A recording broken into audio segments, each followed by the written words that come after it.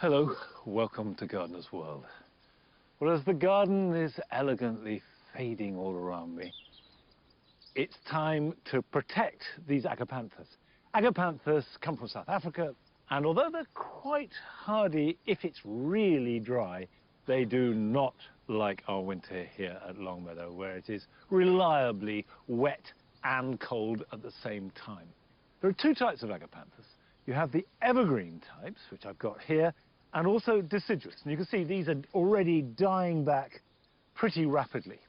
And the deciduous agapanthus are more hardy than the evergreen. So if you've got them planted in your garden and you have very free draining soil, they should be fine. You might perhaps mulch them or protect them if it gets really cold.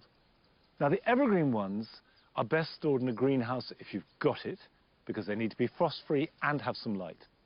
If you haven't got a greenhouse, then a porch or a conservatory is ideal. The deciduous ones will die back and they don't need light.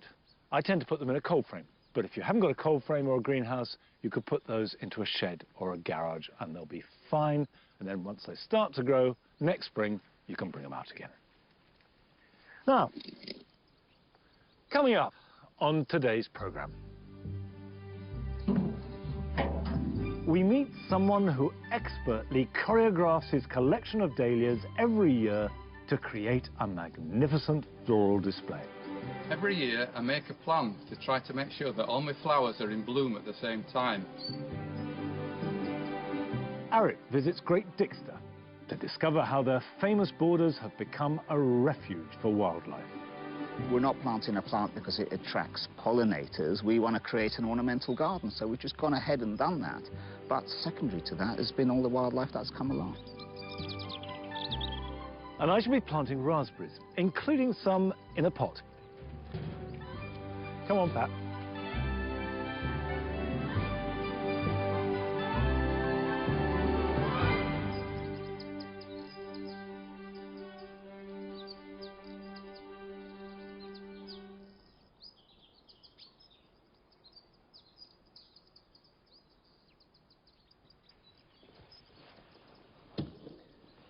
Now, as well as protecting agapanthus and other tender plants, I've got a herb growing in these cold frames that has been wonderful all summer, but hates the cold, and this is basil.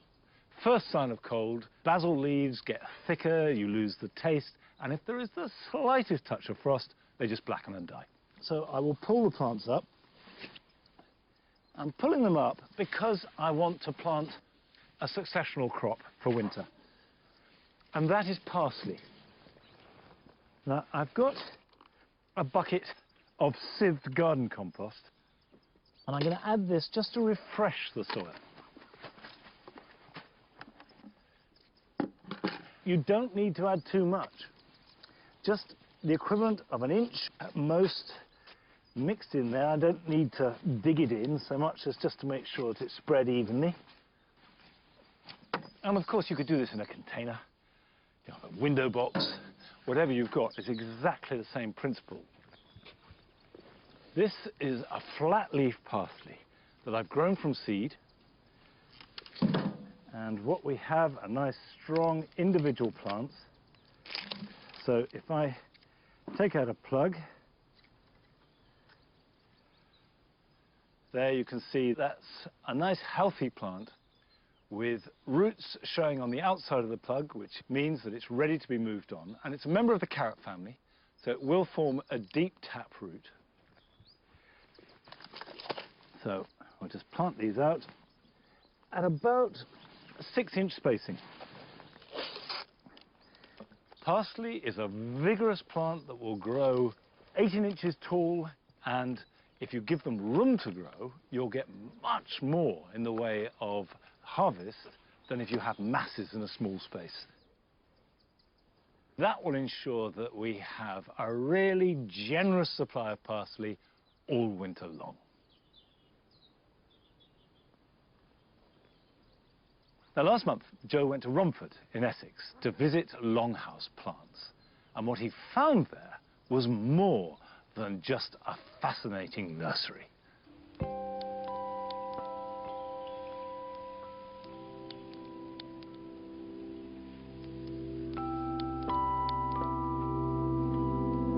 Grasses, the mainstay of the late summer garden. And I've come to a place where the planting shows them off to their very best.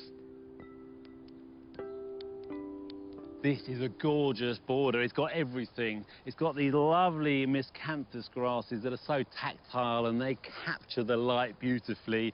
And then behind we've got the asters just poking their heads over the top. And then it tears up towards the helianthus at the back of the border. And there's a lovely flow and movement, especially when the wind catches these grasses. The creative mind here belongs to a nurseryman and plant collector, Tim Carter, whose passion for grasses led him to design a garden on a grand scale to showcase them. It gives me a place to experiment with plant combinations and assess the qualities of the plants. Right. When you grow plants in pots, you can't always see their true nature. So when we plant them out, it's a way of evaluating how they sit on the landscape, how to use them. You've obviously got a great designer's eye when it comes to combinations of planting, but how do you approach a design? Most people design a space and then when they have the garden, they decide where to put the seating as an afterthought. I always start any design with a chair, and I use my imagination to imagine what I'm going to look at. So what have you created here as far as the composition? I try and place the grasses on an east-west axis so that the sun moves around them to show the grasses off during different times of day. So we're looking down the line of an Argentinian feather grass, Yeah. Stipa pseudo-ichu, and then we're looking across to the persicarias at this time of year. Yeah. Beautiful, isn't it? Oh, it sways, it moves around. And the asters, beautiful popping up there. It's a lovely look. That particular aster you're pointing out, Aster fricatii, that's Aster fricatii Monch. It sits well with the smaller grasses. Yeah. With the, what we used to call sedums, I still call them sedums. I can't remember, Joe. Can you remember the new name? Hylotelephium. Thank you very much. Whatever, it's the look of it I like. It's mostly for me. I'm just playing.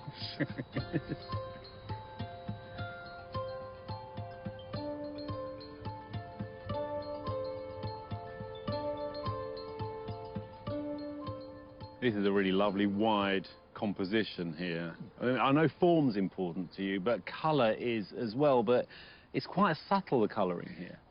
Deliberately so. I'm trying to relate everything to the background, to the fields and the hedge line beyond, but I'm always very, very careful with colour, specifically yellow. There's a thread of yellow that I link across the landscape. All that's done deliberately. Not only forwards to backwards, but also from side to side. So I'm linking the colour leaves of the shrub of the cornice over there, I'm linking that to the background helianthus that are in flower at this time of year. Generally with yellows, I try and use them from 1/3 to 2/3 the length of the garden. Okay. Because your eye's always taken to a yellow, and if I put it right at the very, very back, it would shorten the background. So if I use it between 1/3 and 2/3 and sparingly, it increases the sense of space.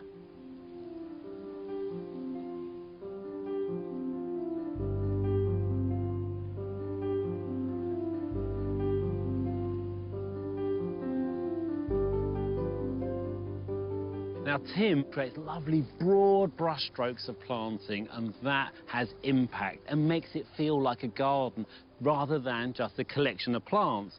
We've got this wonderful grass here. This is Ceteria macrostachya, and it's just an annual, and it's just self-seeded itself all around. He leaves it in where he wants it, pulls it out where he doesn't, and then it leads on to this very different type of grass. This is Ornamental lawsoniana golden hue. It's got a different form, it's much looser, but this side is just a straight Ornamental lawsoniana, but it feels as if it's just cascading right across the path, an amazing texture, and this path is leading you all the way to this, which is at the end of the vista.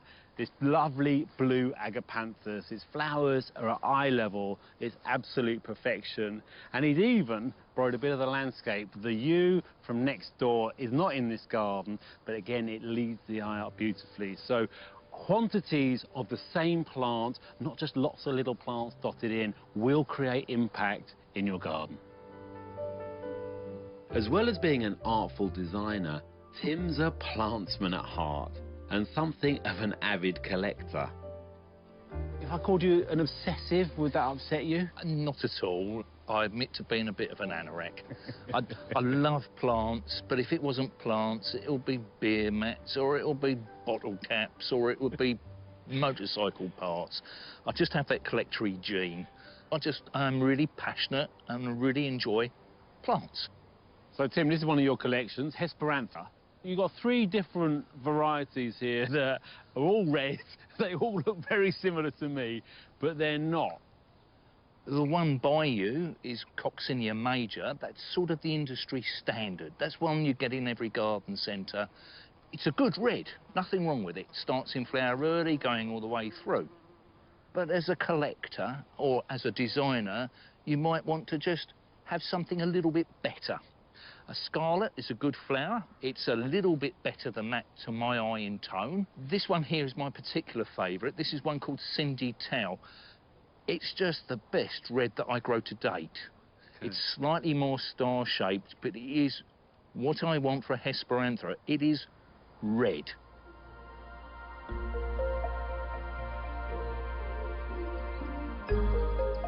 So, Tim, there's a lot going on in this garden. It's all a reflection of you, really. There's the botany, the science side of things, there's the collector in you, but there's also the designer, the artist in you as well. Would you say that's about right? It's all encapsulated in this space? I think that sort of sums it up. Joy, pleasure, just puts a smile on my face. And it's a real privilege to be able to get to share it with people. It's just magical. Yeah, well, you've created a haven, no doubt about it.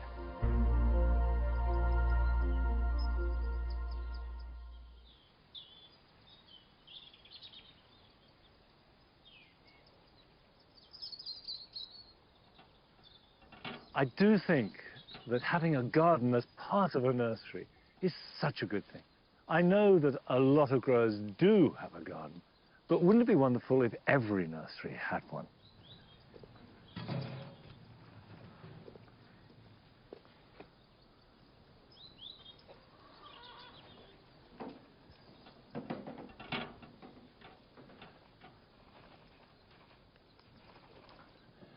I've made some changes here in the soft fruit garden, and I've managed to get hold of some bare root plants of autumn fruiting raspberries. Bare root plants are grown in the ground and only lifted in the dormant season. And once they're lifted, they are sent straight to you by post, and you have to plant them almost immediately. This is the window of bare root planting, from now through till next February. And when you get them, they will look just a bundle of bare sticks with roots attached. And the really important thing is that these bare roots never dry out for an instant. So the first thing you should do, if you possibly can, is give them a drink. Unwrap them and put them in a bucket of water. Now, I've prepared the ground already, and you can see that it's a strip. There are no supports of any kind because autumn fruiting raspberries produce their fruits on new growth. So they're cut back down to the ground after they finish fruiting about Christmas every year. And I've added quite a lot of old compost from last year's tulip pots, which had masses of grit in them, because raspberries need really good drainage. So lots of grit, well dug, and it's almost like a raised bed. You do not want to plant them in a sunken trench where the water can gather in and sit all winter. And I've lost raspberry plants when I planted them like that. They are also a plant that is happiest with the soil being slightly ericaceous. So each plant is just a stick with some roots. And I will put them in a row about 2 foot apart. And I will plant them down the middle of the bed because eventually they'll be multi-stemmed and they will spread out and fill the whole of this area. Don't plant them too deep because they have very shallow roots. And do make sure that the ground you're planting them in is weed-free, because they're quite hard to weed. Now this is Autumn Bliss. They have plenty of fruit. They're rather prickly, but you know you're going to get good raspberries from them. If you can't plant them for more than 24 hours, then you need to heel them in.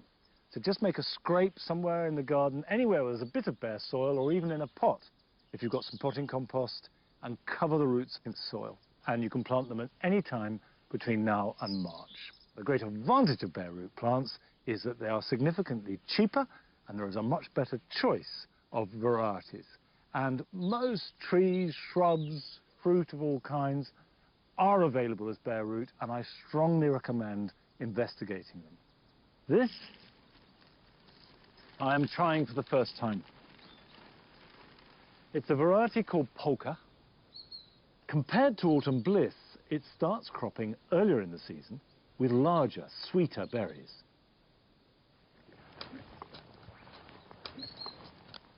I will water these in and then mulch them thickly and leave them. And then when I start to see the very first signs of growth, which will be about next March, I will cut them back to just a bud. And the new growth will carry some fruit. And these should go on fruiting for years and years to come. Now, we have been sent a film from someone who has recorded their very first year of growing vegetables. Hi, my name is Susan. I'm from Telford, Shropshire, and this is my veg garden. I'm a first-time veg grower, so this year has been all about experimenting for me. Initially, it was just a few seeds shared among friends. I pretty much followed just one rule. I like to cook what I grow here, and I only grow what I like to eat. As you know, most of us use crocks to provide better drainage at the bottom of the pot. But a friend of mine suggested using coconut shells. And I cook a lot of Indian cooking, so I have lots of coconut shells left over. I collect them all, and when I'm ready to pot, I put one at the bottom of the pot, and then I use compost as normal. So this has two advantages for me. One is that I don't have a lot of crops lying around, and the other one is the coconuts, it's much more biodegradable, and it's a better way of using them. So hopefully that's a tip for you guys, and thank you.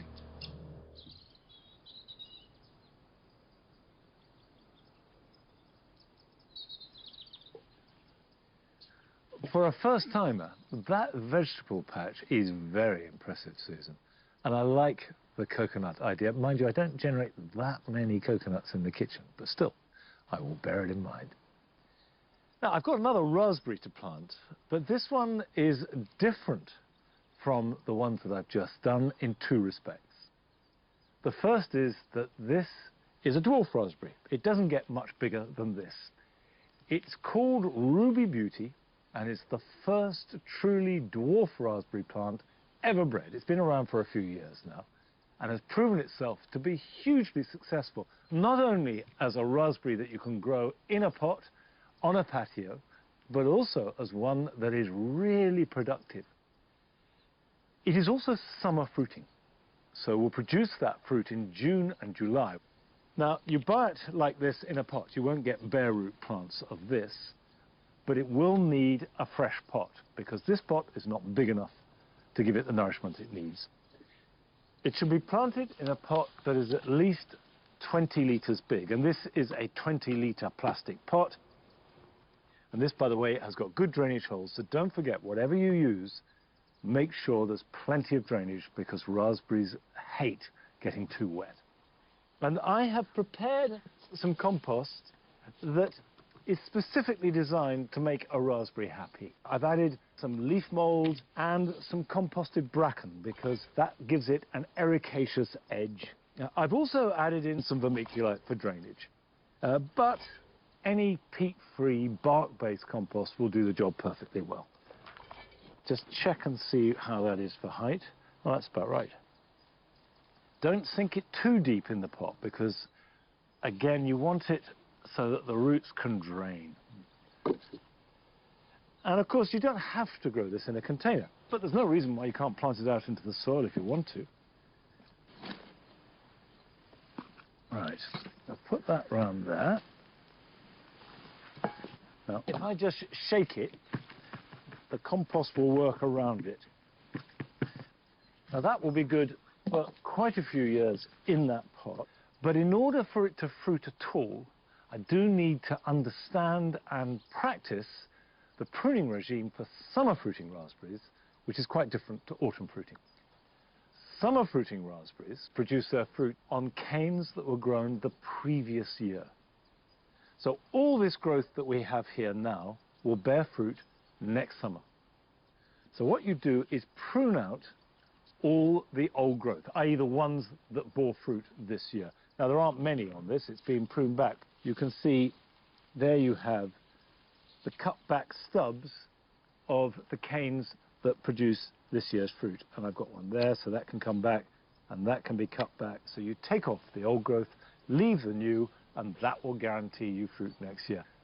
And in terms of looking after it, these are tough plants. So they'll take any amount of cold as long as it's got good drainage. This can go in a sheltered place. You don't have to grow it in full sunshine. And I'm really interested to see what the fruit is like and how much there is next June. Of course, this is deciduous, so it will lose its leaves. Don't worry if they all fall off, because they will all grow back next spring. And this is the time of year when leaves are dominating the colour in our gardens, but nothing can match the intensity of colour that you get from maples, particularly the Japanese maples. And this is the perfect moment to pay another visit to Ray and Michelle Blundell's garden in Burton-on-Trent, which is packed with glorious maples of every hue.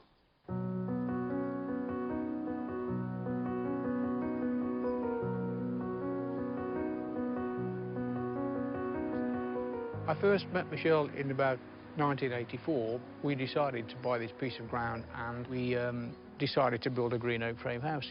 So we sussed out the frame. I got a price for things and said, that sounds expensive. I think I could do that myself. And I got all the grotty jobs, didn't I? Yep. The garden was always in the back of our minds, so we asked the digger guy to level all the soil off, and at the same time he dug out a pond for us, and that was the start of the garden.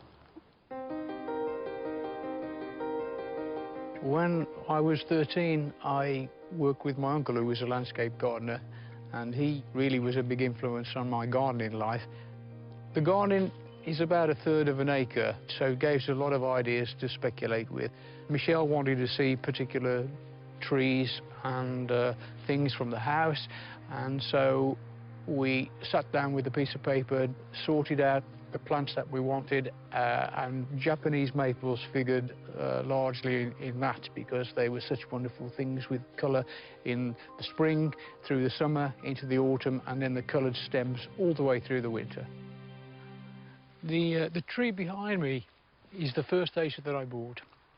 I bought it about 15 years ago. It's called Edisbury. It is a magnificent tree. It's fantastic for its autumn colour, but it also has red stems. And to complement that, we have another striking tree, which is called Osakazuki. This is, I think, one of the brightest reds that you get. The one at the back of it is called Western Burnt Orange, also fantastic. And the combination of the trees in this group in the autumn is magnificent. This section of the garden was from an idea that Michelle saw at Trentham Gardens, a wonderful combination of verbena and Stipa gigantica. The wind whistles through it. It's so ephemeral, and it's a wonderful combination and lasts for a long time, from August through till the autumn.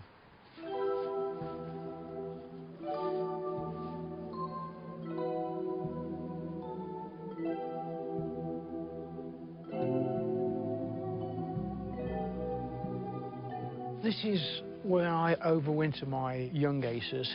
It's airy, it's light, but it doesn't have the rain falling onto the aces, which is what you need to protect against during the winter. They don't mind the cold. They're okay down to, I think, -18. But it does serve as a sort of a nursery over the winter and stop them getting too wet.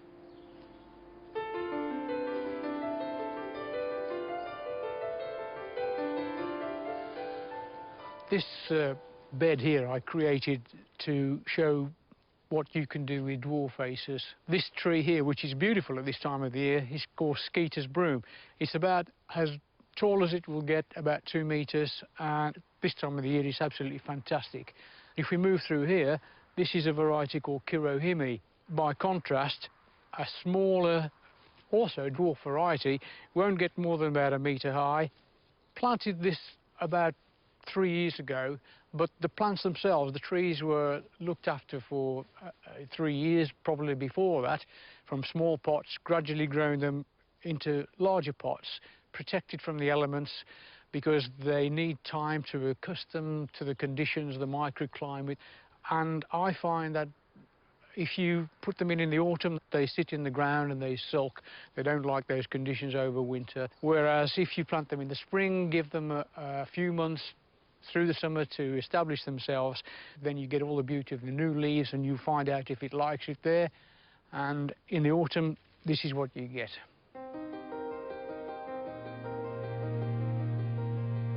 The issue with collecting aces is that there are many thousands. You go further and further afield to find the obscure and the unusual. And this passion has taken me all around the country and into Europe. I've now got about 120 different varieties of those thousands. And you have become quite obsessed about it. Yes, I think it's a great thing to do.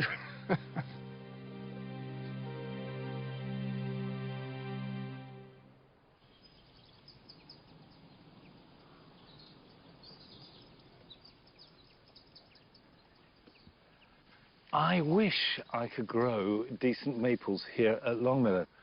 Last May I planted a Zakazuki, the Acer palmatum, and it seemed to be doing okay, but it suffered badly this summer, and it's defoliated and is not looking at all happy, and I think it was the wet of last winter. So maybe sometimes you just have to pass and move on, but I'm not going to move on from trying to grow really good heleniums, because I love heleniums. That incredible range of caramels and burnt oranges and deep, lovely burgundy colours and sometimes bright yellows, which go from July through till November. And they are perfect for the dual garden. And I have grown them a lot and they grow fine, but I can't keep them. They don't last through our winters. So I'm doing a little experiment. I've got one here, which is Helenium Chipperfield Orange. But I put 3 in, and I intend to treat each one differently. One I'm going to dig up now, that I will put in a cold frame and water maybe every 2 or 3 weeks. Another I'm going to cut back so its energy goes into the roots, and the third I will leave as it is, which is what I normally do with heleniums. And then we'll see which one grows better next year, and that will give me the clue of how best to deal with them in this garden. And that's the key to good gardening. Right, let's dig this one up.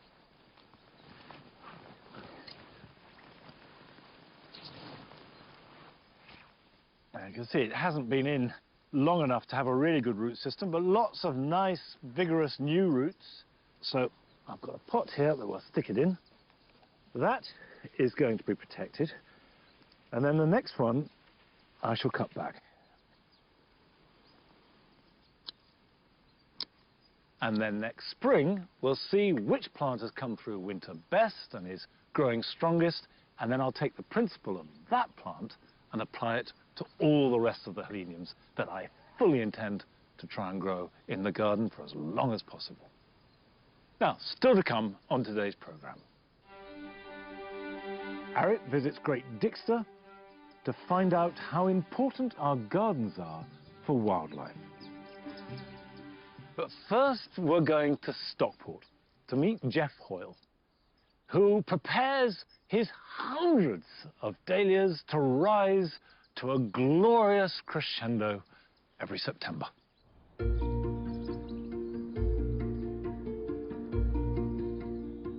Every year I make a plan to try to make sure that all my flowers are in bloom at the same time.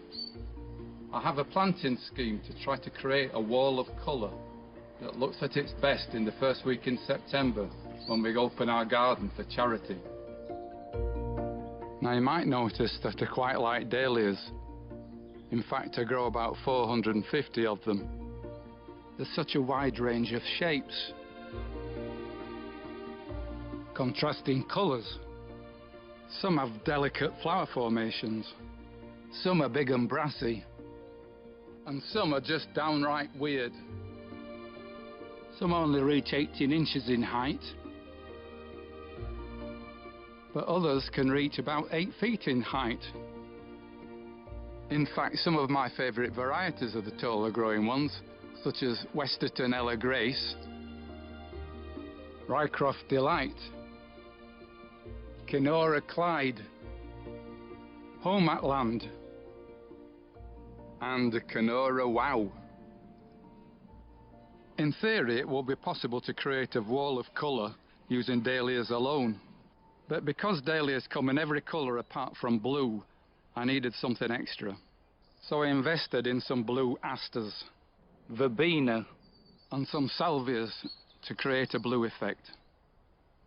When it blooms past its best and starts to expose its pollen, I deadhead it to try to stimulate further flower growth. That's not good for attracting the bees, so I'd grow some open-scented plants like argyranthemums, rudbeckias, salvias, and late-sown marigolds.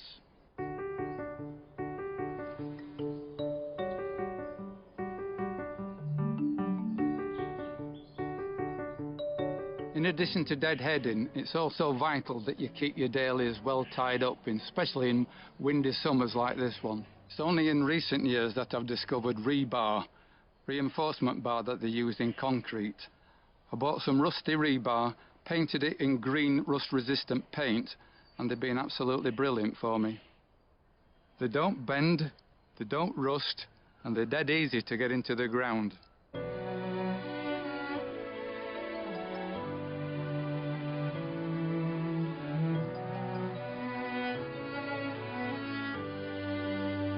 All in all, despite a very dry spring and summer monsoon and gales throughout, it's not been a bad year. The plan seems to have come to fruition. But next year, I'm determined to do even better.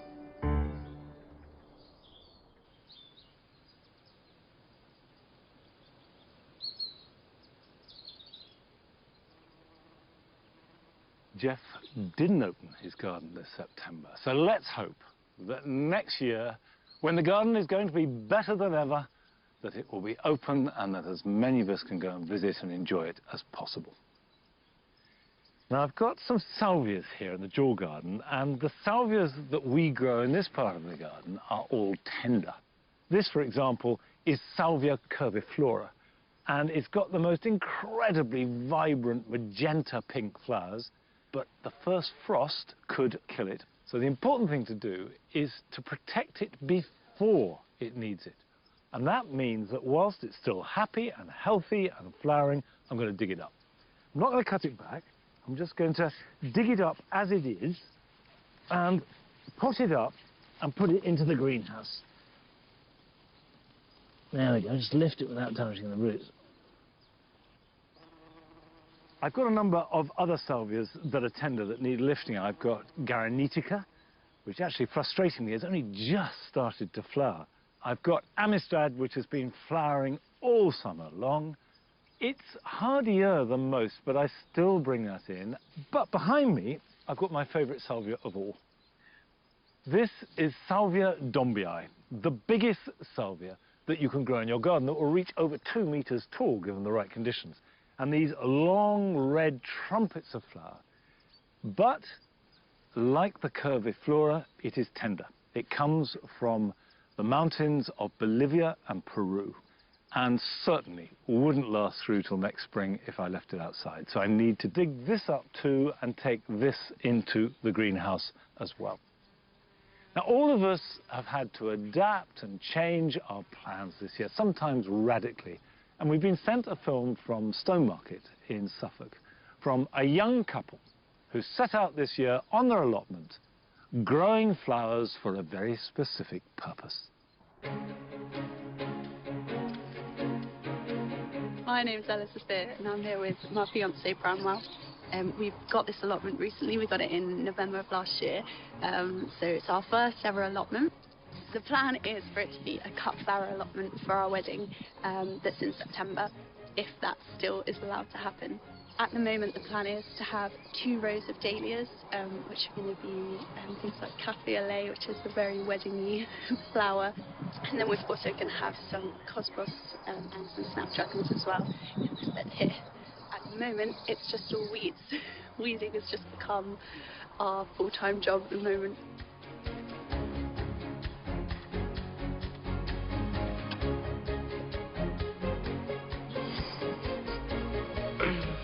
Hello, it's Bramwell and Elizabeth here, and this is our allotment in August. It was going to be a cut flower allotment, but after we decided to postpone our wedding in September, we decided to plant some more veg. We're growing some cucumbers, some courgettes, and one big marrow that I have named Marilyn, which we hope will be a prize winner. We've got Cosmos Purity, and over here, Cosmos Cupcake, which the bees love, and they also love our sunflowers, which were a gift from a lady who was visiting the allotment and gave us all the seedlings.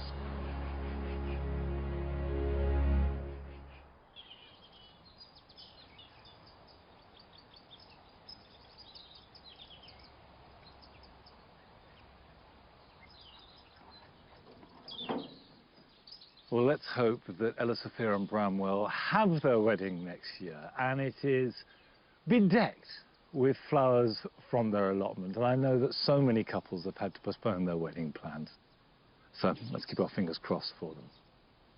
Now, at this time of year, the wildlife garden is, like everywhere else, beginning to recede into autumn.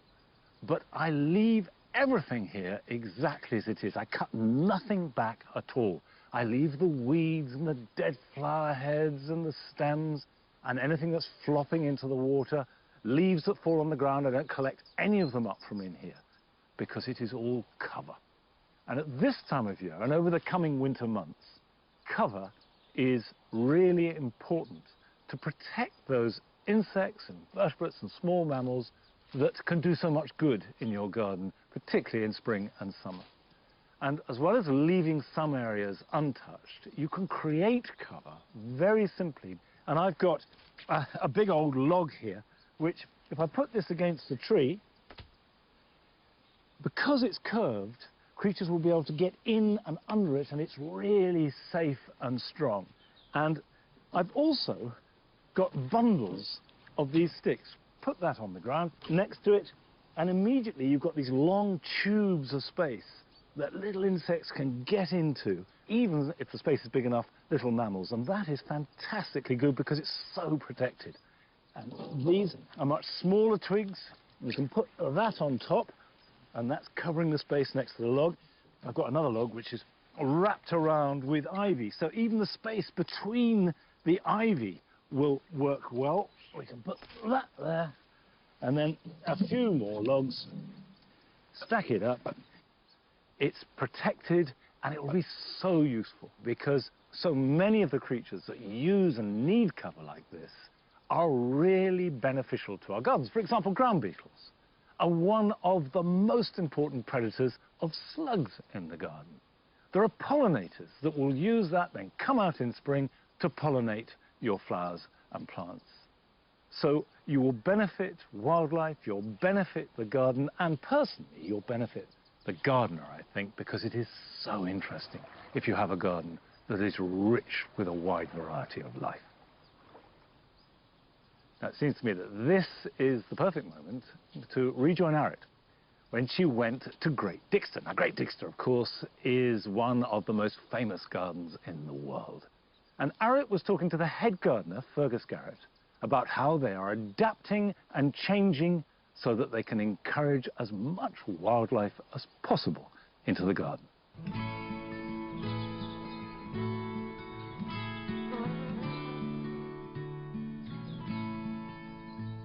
Fergus, you've been here over 25 years, and I'd have thought that you would know every inch of this garden, you know, every flower, every blade of grass, but recently you've had some new insight. Well, Arit, I thought I knew it inside out, this place, but actually I hadn't really opened up my brain to the wildlife side of things.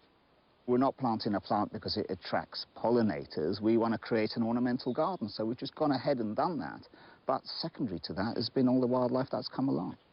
And I think the interesting thing for me has been that I expected all the wildlife to be out in these meadow areas, but all the results are showing that these things are here in the garden, and now you know that you're sharing it with all those wonderful creatures that used to be throughout the land here. We can expand on that and make sure that those populations grow. Recently, you got some new revelations, I hear. I asked the British Archaeological Society to come here, and under the stone they found a spider that hadn't been recorded in Sussex since 1903, and then we were away, and next thing we know it, we're front page of the British Archaeological Society magazine, 4 pages in there, and I thought, well, hold on, you know, there's a lot more to Dixter than meets the eye. The person who delivered this amazing news is entomologist Andy Phillips. What sort of habitats do you have to create in the garden to enable all of the biodiversity? You need to provide the different microhabitats, and that's what they do here in Great Dixter in abundance. The log piles, the bare ground, the sandy banks. It's very well known that how important ponds in gardens are, you know, especially for amphibians, dragonflies, water beetles. But what is not well known is actually there are some pollinator groups that actually have larval aquatic stages, such as droneflies, which are important pollinators. Or even in a stump of a tree, which is hollowed out and water collects in it. That's a very important habitat for some hoverfly. In the thatched roofs here at Great Dixter, we get hundreds of pale-footed black wasp, which preys on aphids within the gardens. Within each nest burrow, they'll be collecting about 200 aphids. Why is biodiversity so important in the garden? Creates a very nice balance in the garden, I think. There are certain things that are eating some of the nasties, so that we don't feel the urge to sort of spray everything, because the insects are doing that job.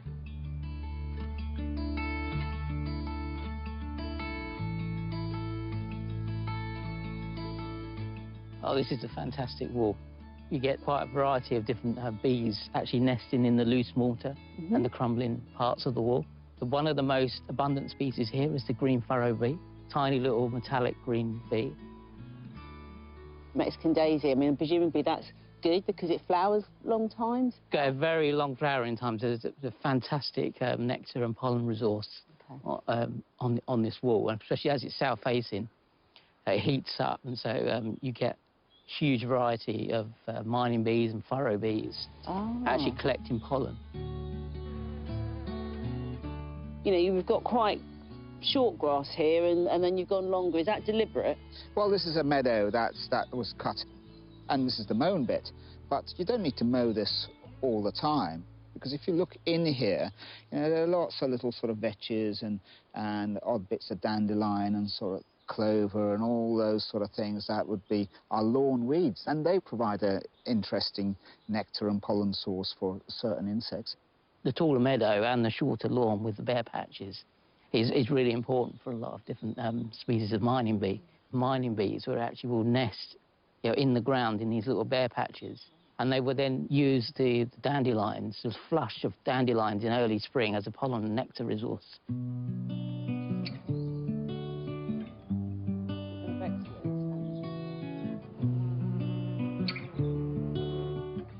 I know this garden wasn't created as a wildlife garden, but what do you think you've done to kind of really keep that going in terms of your gardening practices? The fact that we don't cut everything down at this time of year, and we've always had a long season of interest at Dixter, which gives you a really long season of pollen and nectar sources.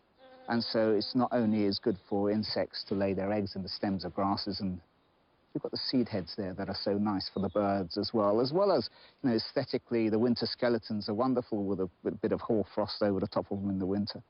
The botanical diversity of a garden such as Great Dixter is really good for a whole range of invertebrates, but particularly moths. And this is a typical sort of autumn species of moth called the myrtle du jour. There he is. Yeah. He certainly is it's more like Marvel du jour. Yeah, it's fabulous. a stunning little... It feeds on oak buds and then oak leaves later on, and comes out in sort of September and October. Well, some moth species actually are pollinators, so they will actually be feeding on flowers and pollinating flowers the same as butterflies do. In Britain, there's about 2,500 species of moth and sort of around 60 species of butterfly. So, yeah, the diversity of moths is much greater. And they're an important food source as well. You see, they're part of that chain, so the birds and the bats and those sort of things will take the moths. So they're all part of that web.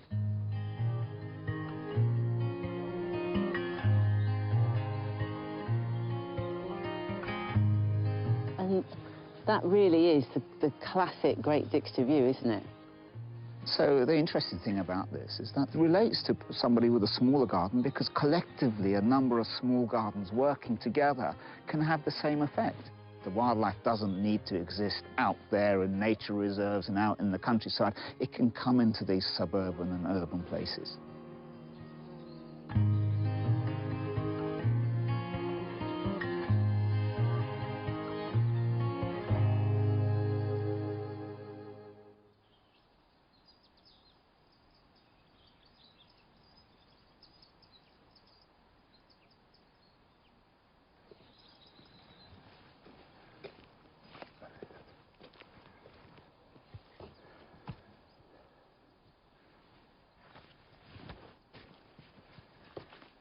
Obviously, a garden like Great Dixter has lots of different opportunities and environments to encourage wildlife.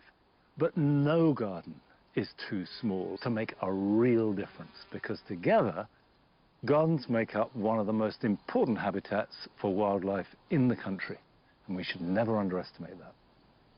And one of the things that I've learnt to love about autumn and winter is feeding the birds.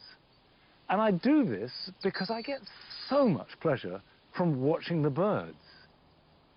And we start this in October, when the table that we feed them on has all the plants cleared off it, and for 6 months of the year, this becomes a bird feeding table. In fact, I feed the birds on top of walls, on stones, on the table, to try and have a lot of different locations so different birds can use them. And to that end, what birds love are seeds, nuts, and fats. Now, I start with the single best thing that you can ever feed birds, which are sunflower seeds. They come in two forms. You have them when the husks are taken off, and quite a few birds prefer these. Blackbirds, for example, will always go straight for these. And then you can get them unhulled, and some birds like the process of taking the hulls off, and their beaks are specially adapted to do that. Of course, if you're growing sunflowers in the garden, don't cut them back, but leave them for the birds to extract every last seed. And I sprinkle them on the log. What I want to do is make it hard for some birds to get at it, and make sure the little ones, like the robins, can get their sharper beaks into the crevices. I also have stones, which I put on the table, which again just provides variety.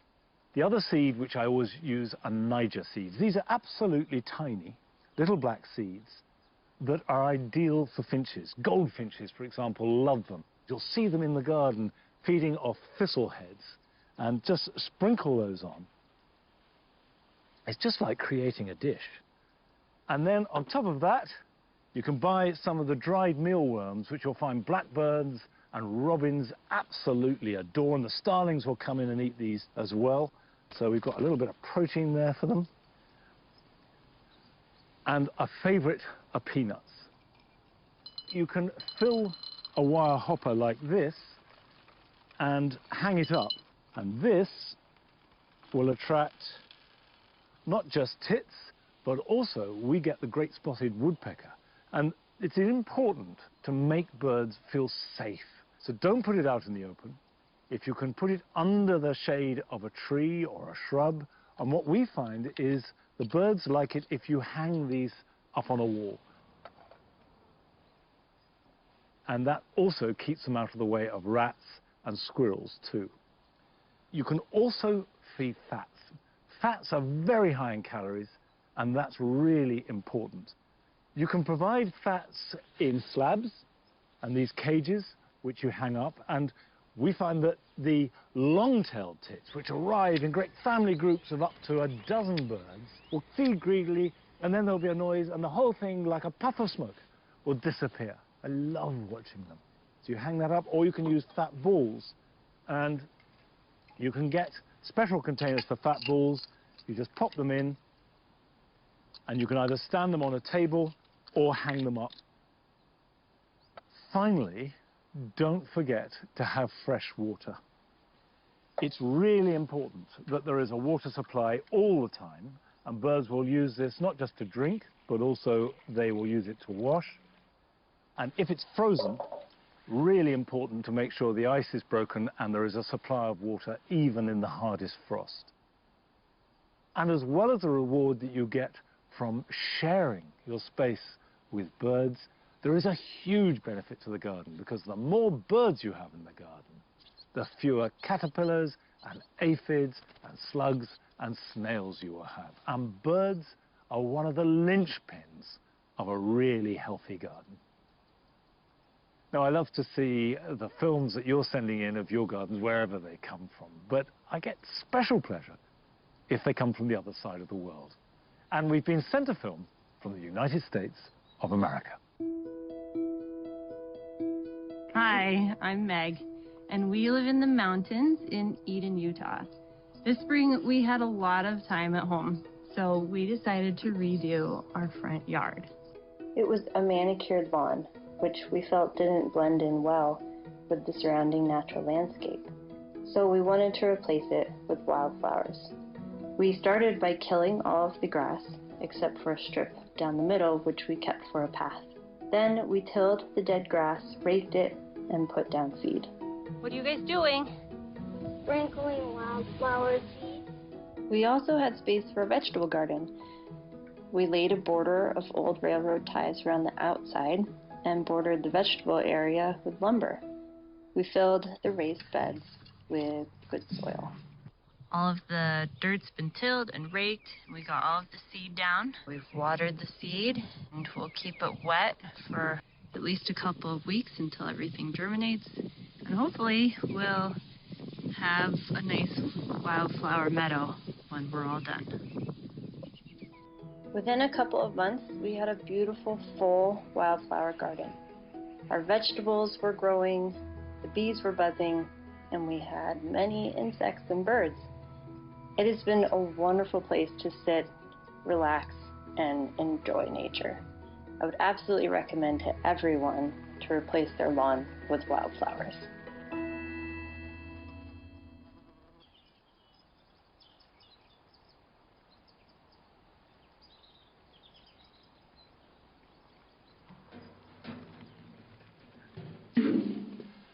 I agree with Meg. I think everybody should turn their lawns into wildflower meadows. Right, this looks as though it is pretty disastrous, but actually these are perfectly good potatoes. These are pink fir apple potatoes that I've grown in this bag. They were planted at the beginning of June, just a couple of tubers. Pink fir apple are a main crop and very late to develop, so October is perfectly good to harvest, but whether it's a good crop, a bad crop, or no crop at all, I can't tell, but let's have a look. Now they may just tip out into this barrow.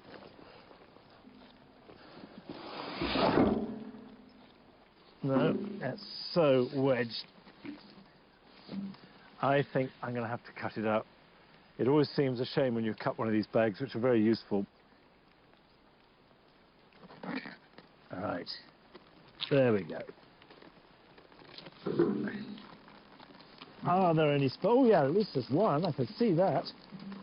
Here we go. Right, I've got a container here. It's not too bad. Pink fir apple are remarkable in shape. They're long and they're knobbly. and very waxy. And, oh yep, there are more in there, look. That's fantastic. Whoa! Really good. Right, let's put that on the ground for a moment.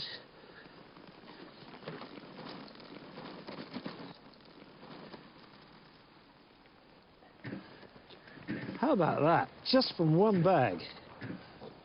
I think that's what you call a good job. And here's some more for this weekend.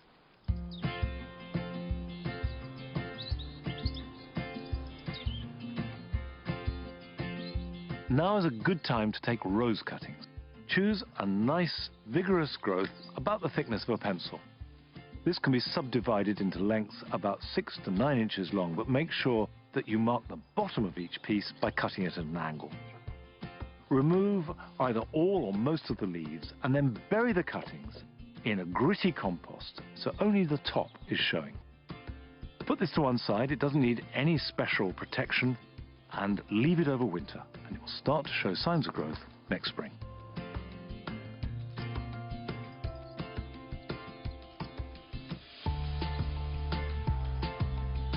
If you're growing some late season salad crops, you can extend the harvest by starting to protect some now.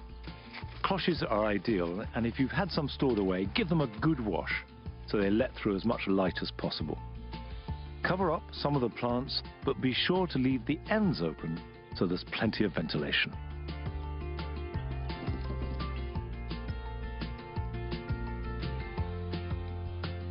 If you pot up paper white daffodils now, they will be ready for flowering indoors at Christmas time.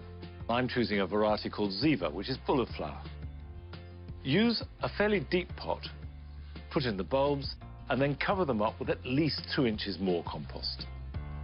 Water them and put them aside so they're protected. In about 6 weeks' time, the shoots will appear, and then bring them indoors to a sunny, warm windowsill, and they'll start flowering a few weeks after that.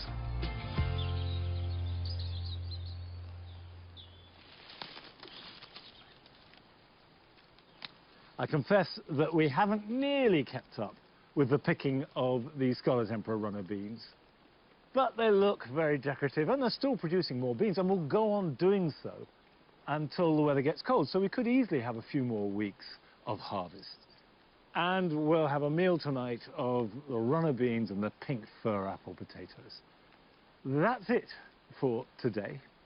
Don't forget that on Sunday morning the clocks go back, so tomorrow is your last day of summertime. And I will be back here next Friday for what will be the last Gardener's World of this year. So don't miss it.